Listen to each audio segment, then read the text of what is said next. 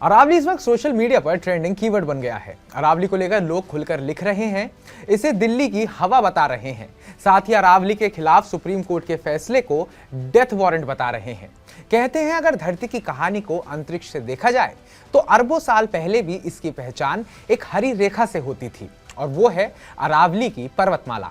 अरावली की पर्वतमाला ये सिर्फ पहाड़ नहीं बल्कि समय का गवाह है, जिसने महाद्वीपों की हर छोटी बड़ी हलचल को देखा है, कई नई सभ्यताओं को जन्म दिया और रेगिस्तान को रोककर उत्तर भारत को नई जिंदगी दी। लेकिन आज उसी अरावली के अस्तित्व पर खतरा मंडरा रहा है।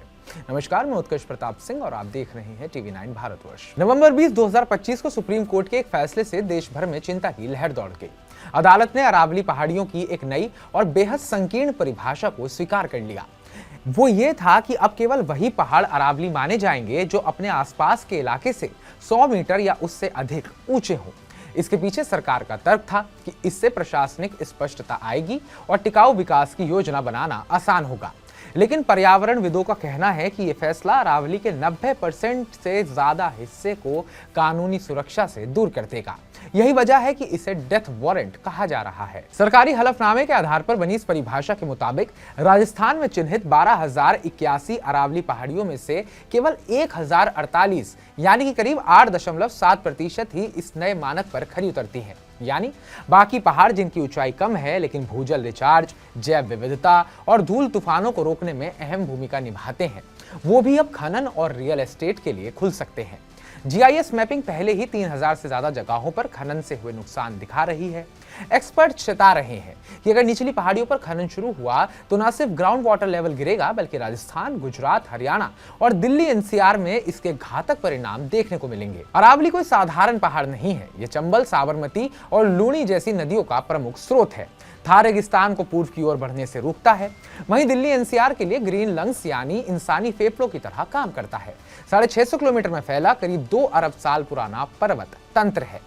इससे पहले भी अरावली को नुकसान पहुंचाया जा चुका है। हरियाणा के भिवानी में और चरखी दादरी में कई पहाड़ पूरी तरह मिट चुके हैं। महेंद्रगढ़ में पानी 1500 से 2000 फीट नीचे चला गया है। अवैध खनन से उड़ती धूल ने सिलिकोसिस, त्वचा रोग और फेफड़ों की बीमारियों को बढ़ाया है। बच्चों तक की जान जा रही है। ब्लास्टिंग से उड़ते पत्थर और डेटोनेटर्स रोजमर्रा की जिंदगी के लिए खतरा है। इस फैसले के बाद इंटरनेट की दुनिया में #SaveAravali और #SaveAravali's SaveAQI ट्रेंड कर रहे हैं। गुलाबी नगरी जयपुर से लेकर दिल्ली तक प्रदर्शन हो रहे हैं।